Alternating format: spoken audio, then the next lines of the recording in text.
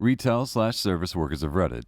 What is the best instant karma you've seen happen to a rude customer? Story 1. As a teenager, I was working part-time at a convenience store.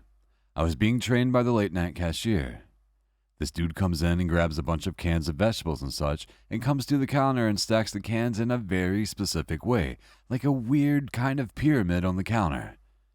As the experienced cashier, my trainer, takes each can off the pyramid and rings it up, she reaches the end of the stack and we realize that the weirdo has his cock out and is laying on the counter behind the cans.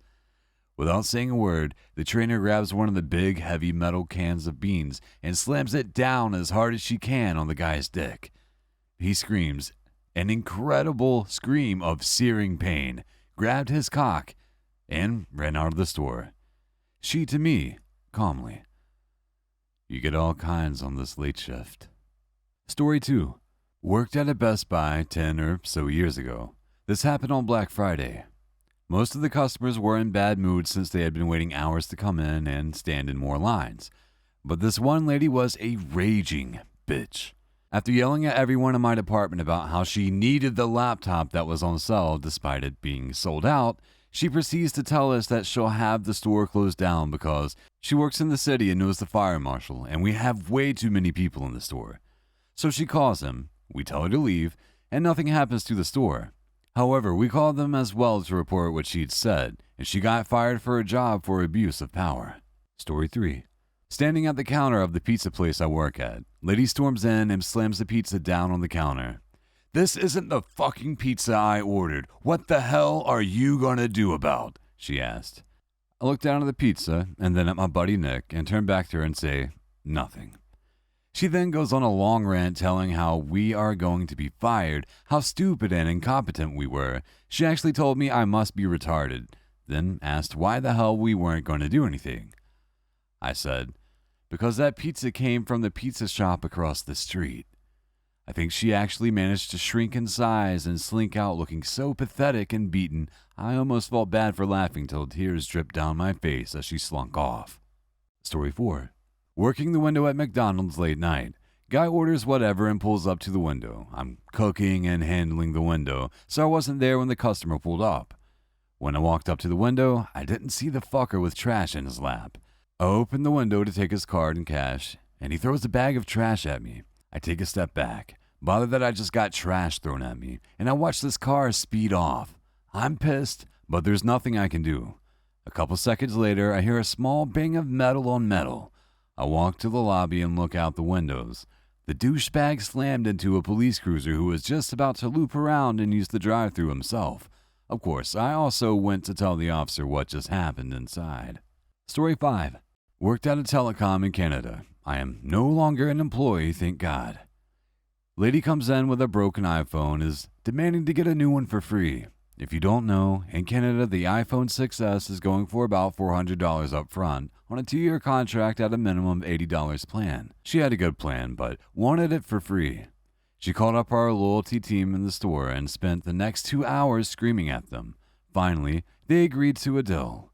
She is going to get it for $0. She looks at me and goes, I do not want a case, and AppleCare is a scam.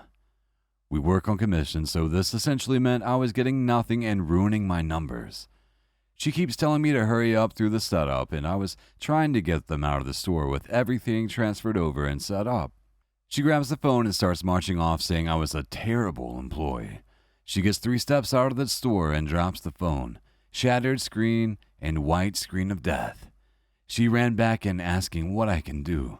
I shrugged and went, sorry, but AppleCare sure would have helped, Story 6. More than a few decades ago, I worked at Denny's. I had 2 male customers that decided to dine and dash. Got their license plate number and reported it to the cops and jokingly mentioned that they didn't even tip. Later that night, they got pulled over for DUI. Cops recognized the license plate number from the report, brought them both back to the restaurant and forced them to pay the bill. After he was done paying, the cop just stood there and looked at them and said, well, the guy sheepishly handed me my tip. Story 7. I work at an auto parts store. This one guy stole some $60 headlights and literally sprinted out the door. We went to look outside and try to get his license plate just in time to see him speed off, hit a curb, and blow out his tire. Called the cops and the dumbass got arrested and had to have his car towed. Story 8.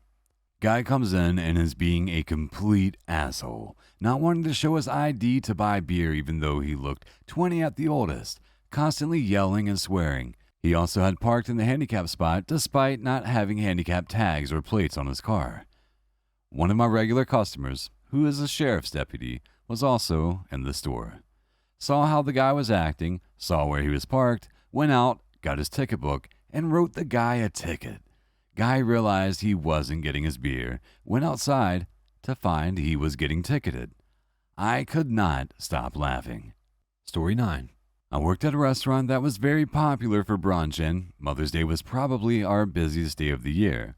I had a customer call the evening before and ask for a table for 6, and he was incredibly rude when I informed him that this would simply be an impossibility. He kept getting more and more worked up, asking me to speak to my manager. At first, I didn't want to pass the phone over. My manager wasn't the nicest guy, and we were in the middle of a busy dinner shift. But my manager came up behind me and demanded to know why I've been on the phone for so long. I was like, fuck it. This customer isn't going to listen to me anyways, and gave the phone to Mac. Mac asked how he could help. Listened for about 15 seconds before telling this dude something like, "So you're tying up my hostess in the middle of dinner even though she's already told you nicely that we can't fit you and your goddamn family in the night before our busiest day of the year? Fuck you, buddy." And hung up the phone. Story 10. I'm not sure if being a public defender counts as a retail or service worker, but considering that I provide criminal defense to indignant clients facing deprivation of their rights and freedom, I'll consider it service nonetheless. I was representing a scumbag client who was a massive meth head who got high and beat the hell out of her 8-year-old daughter with a belt after she accidentally broke mommy's meth pipe. She was charged with child cruelty and possession of meth, and given her criminal record, the DA's plea offer was 3 years of prison.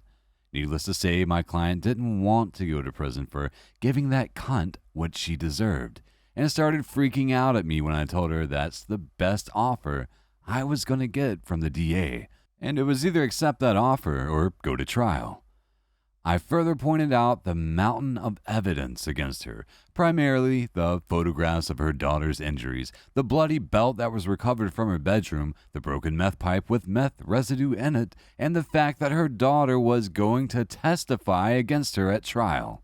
After she was done cussing me out, calling me a public pretender, and every other derogatory name she could think of, she fired me and somehow managed to hire a private attorney for the low price of $8,000. I still don't know how she managed to come up with that, but I have plenty of reliable guesses.